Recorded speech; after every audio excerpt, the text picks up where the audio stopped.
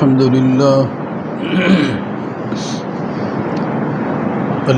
لله نحمده ونستعينه ونستغفره ونعوذ بالله من شرور أنفسنا ومن سيئات أعمالنا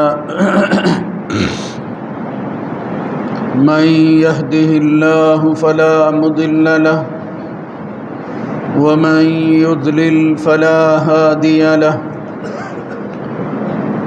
وأشهد أن لا إله إلا الله وحده لا شريك له وأشهد أن محمدًا عبده ورسوله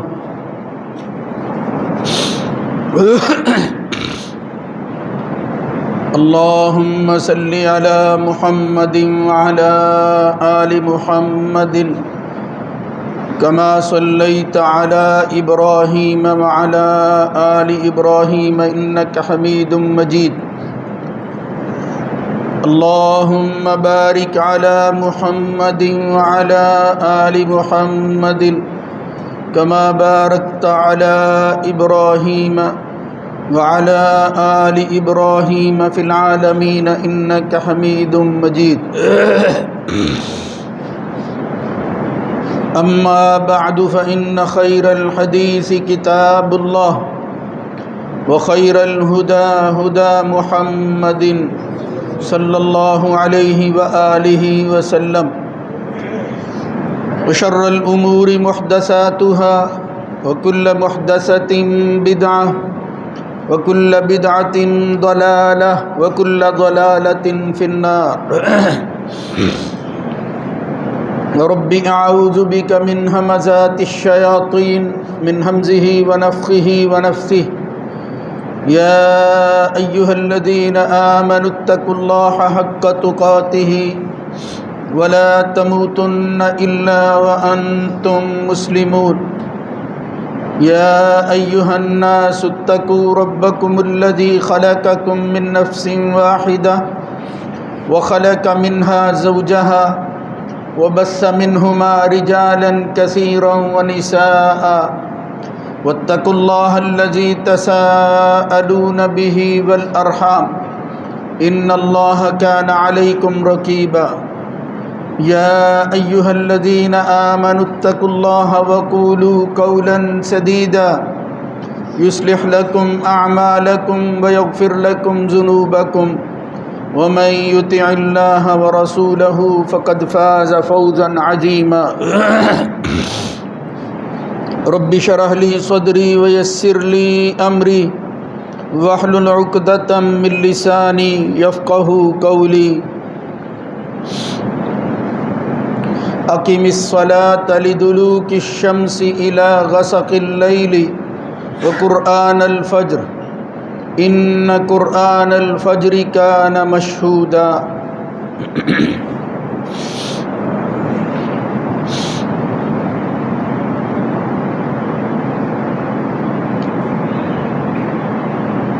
سورج ڈھلنے سے لے کر رات کے چھا جانے تک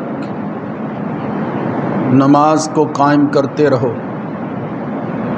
اور فجر کا قرآن پڑھو۔ بلا شبہ فجر کا قرآن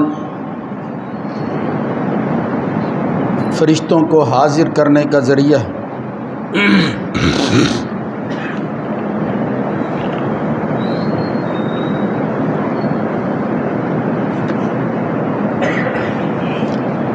اللہ رب العزت کی حمد و ثنا کے بعد درود و سلام سید الرسل سید ولد آدم جناب محمد الرسول اللہ صلی اللہ علیہ وآلہ وسلم کی ذات گرامی پر۔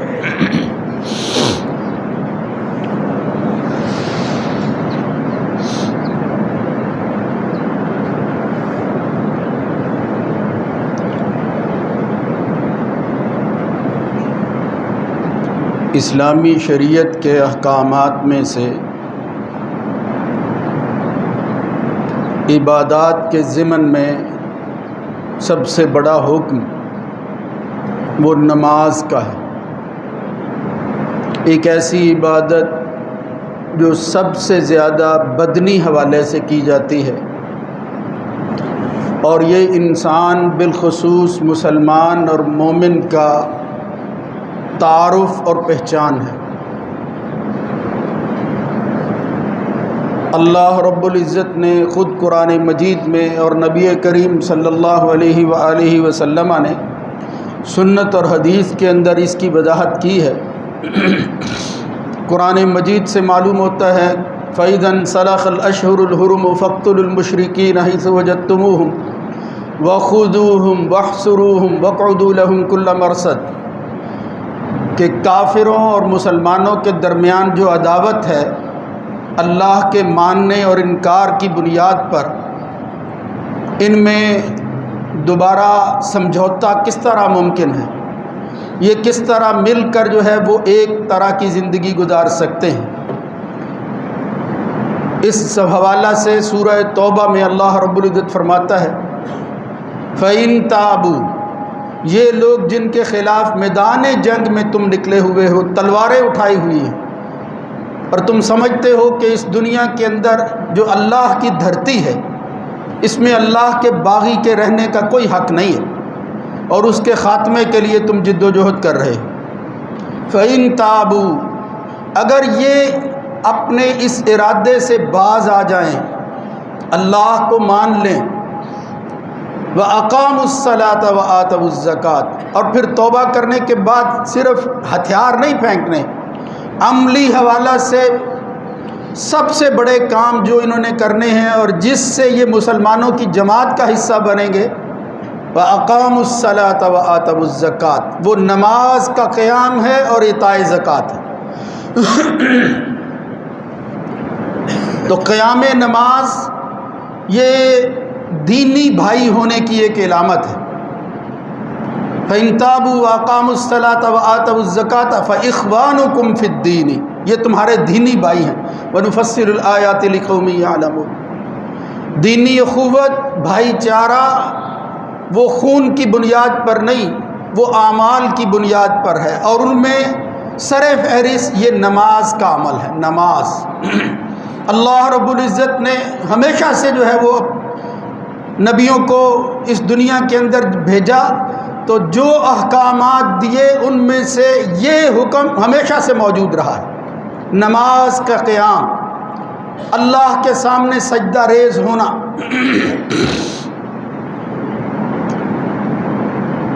مختلف حوالوں سے اللہ رب العزت نے پیغمبروں کا نام لے لے کر کہا وَاذْكُرْ فِي الْكِتَابِ إِسْمَاعِيلَ إِنَّهُ كَانَ صَادِقَ الْوَعْدِ وَكَانَ رَسُولًا نَبِيًّا وَكَانَ يَأْمُرُ أَهْلَهُ بِالصَّلَاةِ وَالزَّكَاةِ، یعنی پیغمبر کے تعارف کے اندر یہ بات شامل ہے کہ وہ اپنا مشن سمجھتے تھے، يَأْمُرُ أَهْلَهُ بِالصَّلَاةِ وَالزَّكَاةِ وَكَانَ عِندَ رَبِّهِ مَرْضِيًّا، کہ وہ اپنے اہل کو نماز کا اور زکوٰۃ کا حکم دیتے تھے، نماز کی ادائیگی۔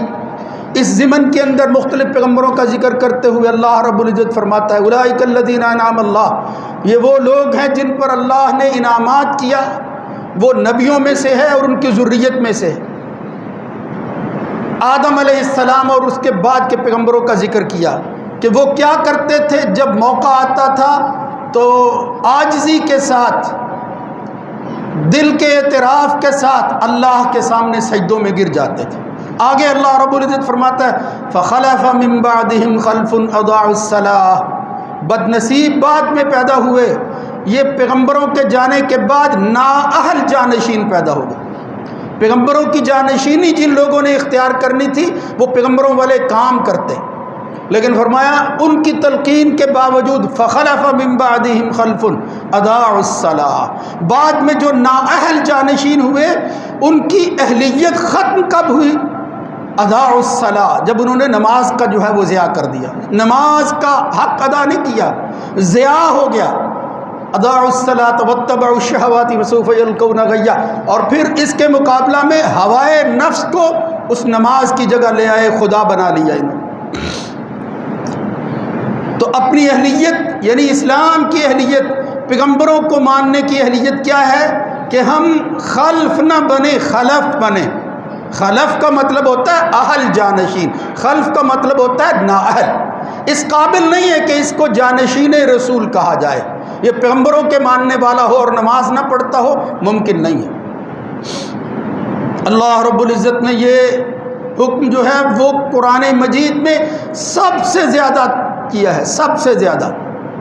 اور پھر بالخصوص بات جب آگے بڑھی تو اللہ رب العزت نے قرآن مجید میں اوقات کا ذکر کیا۔ دن اور رات کے پہروں کے اندر کچھ ایسے اوقات ہیں جس میں گھروں سے نکلنا ہے، اور جو معبد تعمیر کیے گئے ہیں، مسلمانوں کی معبد جو ہے وہ کیا ہے؟ مسجد ہے، مساجد ہے، اللہ کے گھر ہیں۔ بالخصوص ان کا اہتمام کیوں ہے؟ جبکہ امت مسلمہ کا یہ خاصہ موجود ہے۔ محمد الرسول اللہ صلی اللہ علیہ وسلم نے فرمایا فضلت علی الناس بستۃ، مجھے جو ہے وہ دوسرے لوگوں پر اور میری امت کو فضیلتیں دی گئی ہیں۔ کئی فضائل کا جو ہے وہ ذکر کیا، ان میں سے فرمایا جعلت لی الارض مسجدا وطہورا، یہ ساری زمین امت محمدیہ کے لیے مسجد اور پاکی کا ذریعہ ہے۔ یعنی یہاں پوری زمین کے اندر مسلمان جہاں کہیں بھی موجود ہے، نماز کا وقت ہو گیا ہے تو وہ نماز کی ادائیگی کرے گا، نماز کے لیے جو ہے وہ پھر دیر نہ کرے، اس کا وقت ضائع نہ کرے۔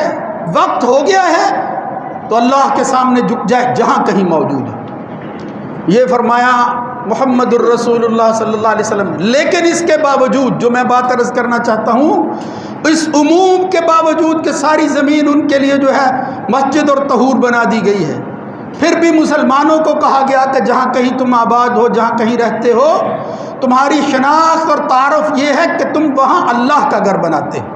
محمد الرسول اللہ صلی اللہ علیہ وسلم جب مدینہ تشریف لے گئے، سب سے پہلے جو چیز تعمیر ہوئی ہے وہ مسجد نبوی تھی۔ اللہ کا گھر بنایا گیا، جس سے پتہ چلے کہ ہمارے دن اور اوقات کے اندر جو اللہ رب العزت نے احکامات دیے ہیں، ان میں سے ایک وقت ان اوقات میں پورا کرنے کا کیا ہے؟ وہ ہے نماز کی ادائیگی، مسجدوں میں آ کر نماز کو ادا کرنا۔ ایک آدمی ہے وہ اکیلے نماز پڑھتا ہے، کوئی شک نہیں ہے کہ یہاں ایک نیکی 10 گنا ہو جاتی ہے، لیکن یہ نماز ہی ایک ایسا عمل ہے جو 10 گنا نہیں، یعنی 2 سے 10 نہیں ہے، بلکہ وہ 25 سے 27 گنا تک جو ہے وہ بڑھ جاتا ہے۔ لیکن کب بڑھتا ہے؟ صلاۃ الفجر، صلاۃ الجماعت علی الفجر ب27 درجۃ، ب27 کہیں بھی 25 درجۃ آتا ہے، تو بڑا عدد کیا ہے؟ 25 سے 27 تک لے جائیں۔ یعنی جب آدمی تنہا نماز پڑھتا ہے، اس کے مقابلہ میں با جماعت نماز پڑھنے والا، مسجد میں آ کر نماز پڑھنے والا، وہ بڑھا دی جاتی ہے نماز۔ اور پھر کتنے گنا بڑھتی ہے؟ ب27 درجۃ، ایک نماز وہ ادا کرتا ہے، نیکیاں 10 گنا ہوتی ہیں عام، لیکن جب باجماعت نماز ادا کرتا ہے، ایک نماز 27 کے برابر ہو جاتی ہے۔ باجماعت نماز کی ادائیگی اور پھر مل کر اجتماع کرنا، دن اور رات کے اندر 5 وقت اکٹھے ہونا، یہ مسلمانوں کی جماعت کی پہچان ہے۔ ایک دوسرے کے دکھ درد کے اندر شریک ہونے کے لیے اس اجتماعیت کا ہونا بہت ضروری ہے۔ اس سے پتہ چلتا ہے کہ میرا مومن بھائی وہ کیسا تھا، اور یہی ایمان کی علامت ہے، معمولی بات نہیں ہے۔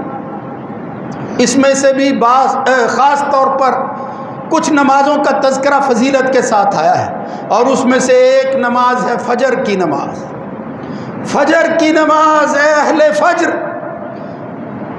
بڑی خوشخبری ہے تمہارے لیے، کاش تم اللہ کی خاطر جو ہے وہ اپنی نیند کی قربانی دے دو، آ جاؤ اللہ کے گھروں کی طرف۔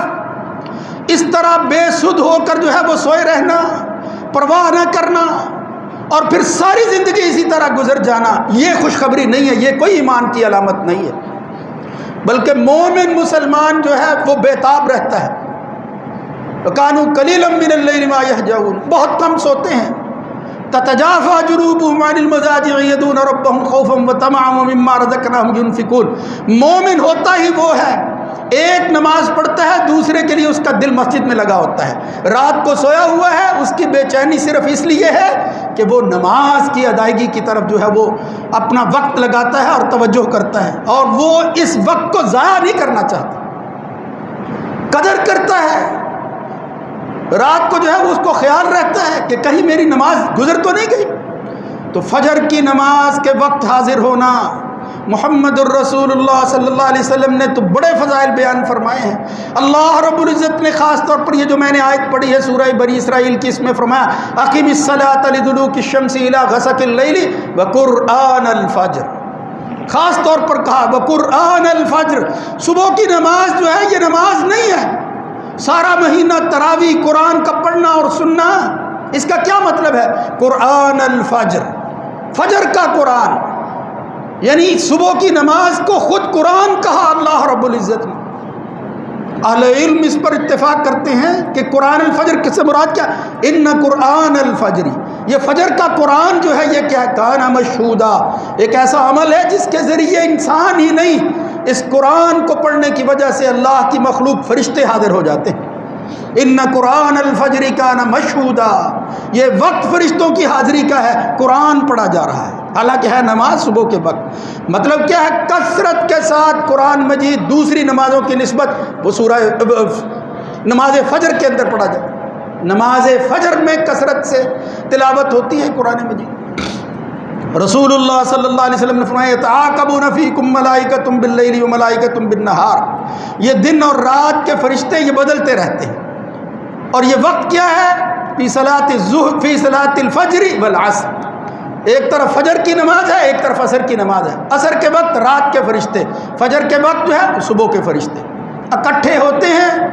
اسی حدیث کے اندر آتا ہے رسول اللہ صلی اللہ علیہ وسلم فرماتے ہیں کہ جب وہ فرشتے جو اپنی رات گزار کر واپس جا رہے ہوتے ہیں، باتوا فیکم، جنہوں نے رات گزاری ہے، اللہ کے ہاں پہنچ جاتے ہیں، یسألہم ربہم، تو اللہ رب العزت ان سے سوال کرتا ہے، پوچھتا ہے، وہو اعلم بہم، حالانکہ اللہ کو سوال کی ضرورت نہیں ہے، وہ ہر چیز سے باخبر ہے، مگر اس کی اہمیت بڑھانے کے لیے ہمیں بتانے کی خاطر فرشتوں سے اللہ پوچھتا ہے کیف ترکتم عبادی، کیف ترکتم عبادی، مجھے بتاؤ تم نے میرے بندوں کو کیسے چھوڑا ہے۔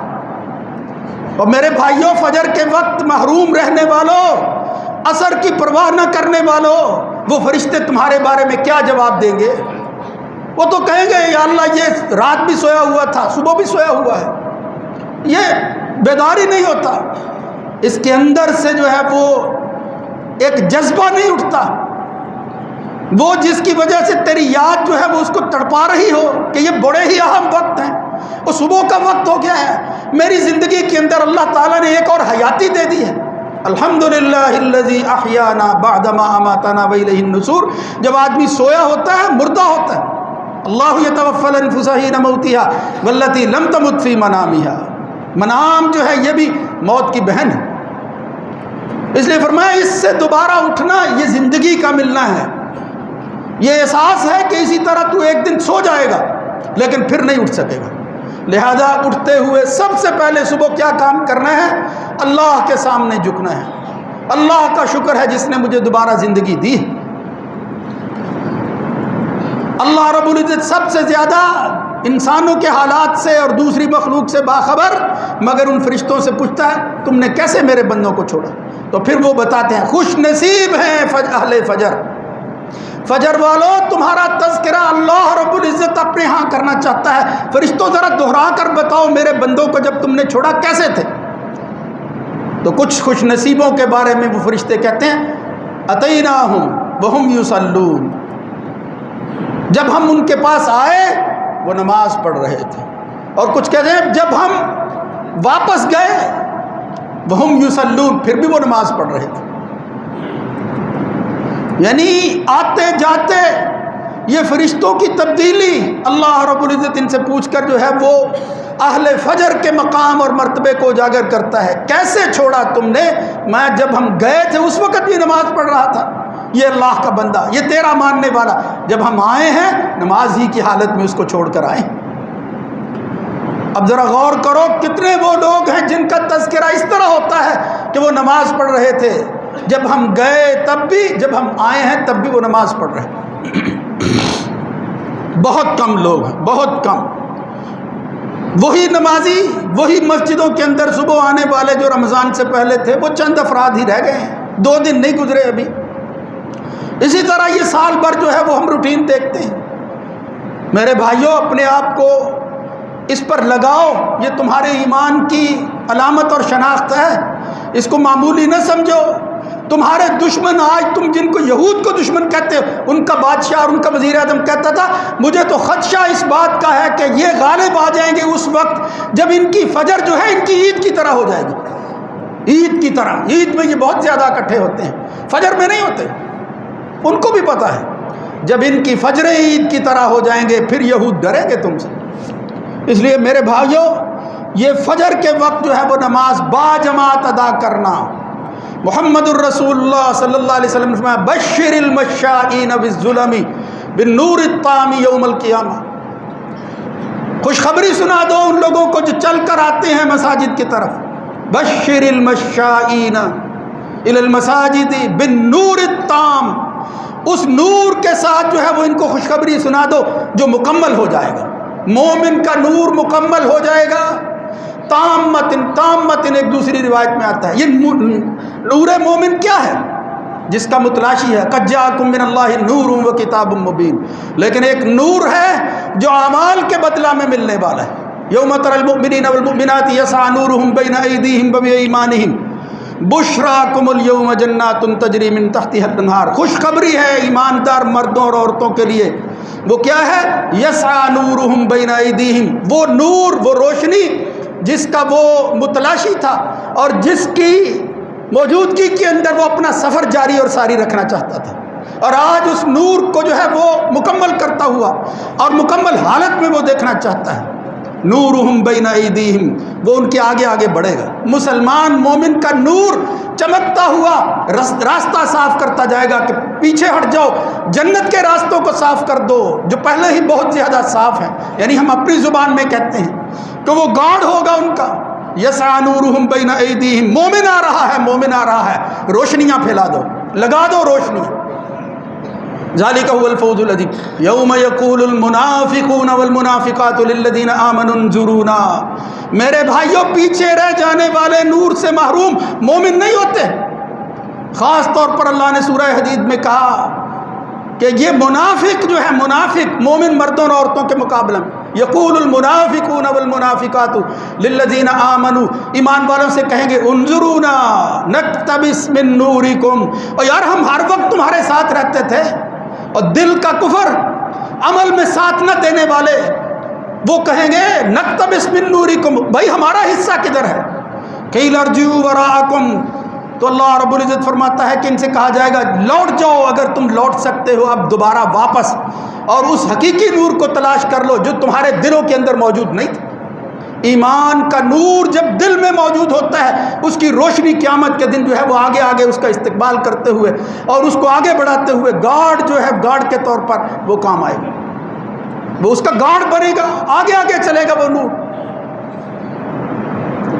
اور منافقوں کے بارے میں کیا کہا؟ قیل ارجعوا وراءکم فالتمسوا نورا، جاؤ ذرا واپس جاؤ اور نور ڈھونڈ لاؤ۔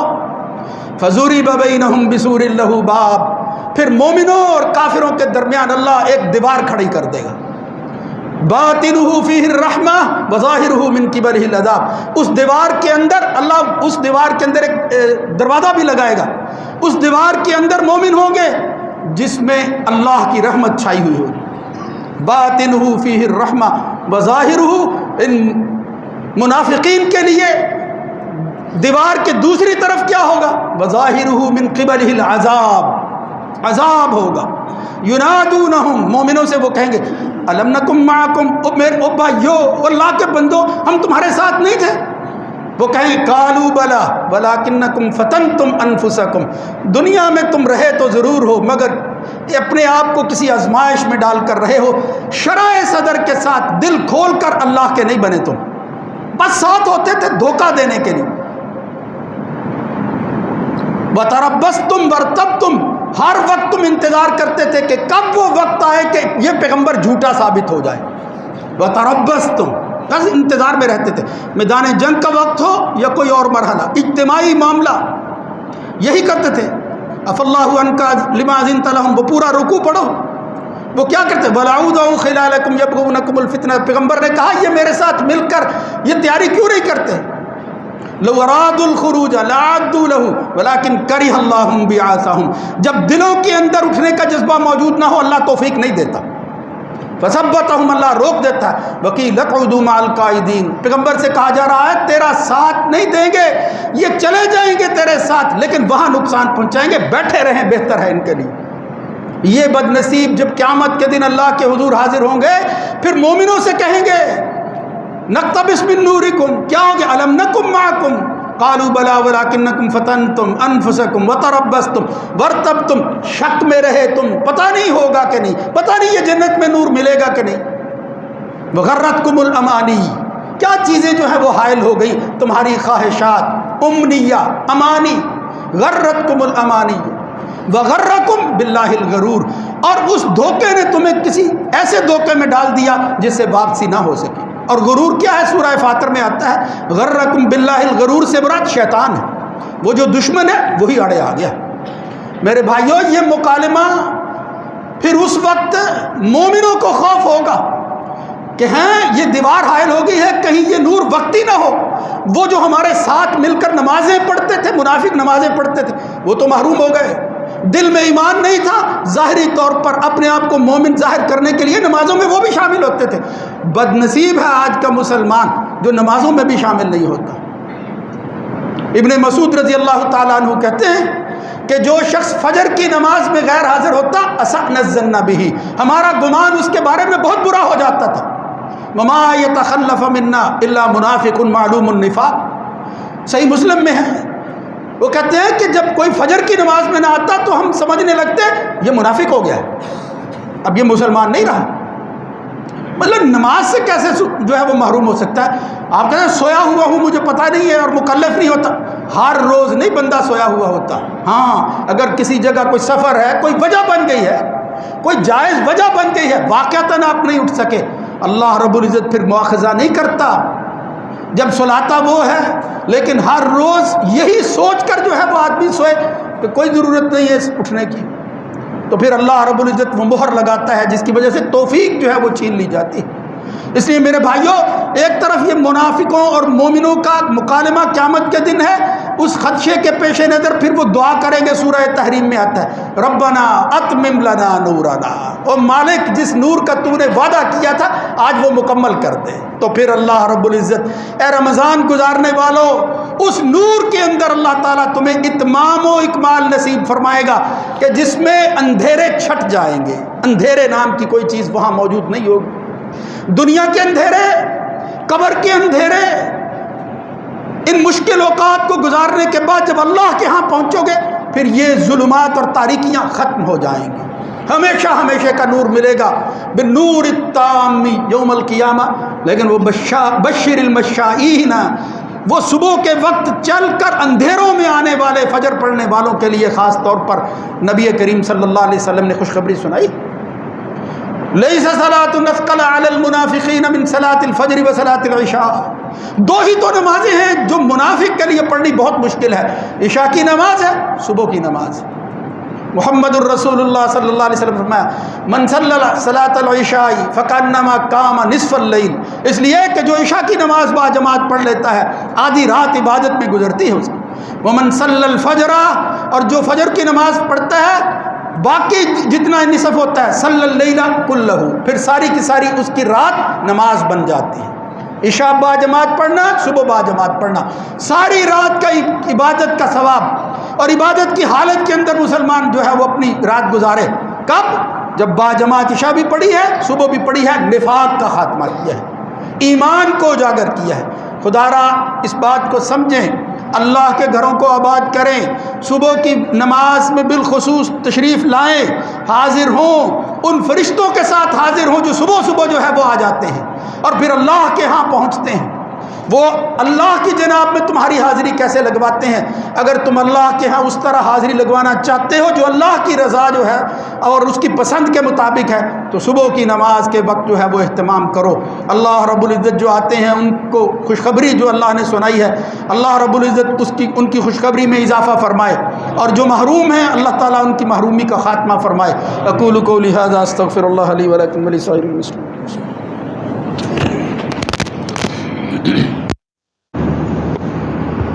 الحمدللہ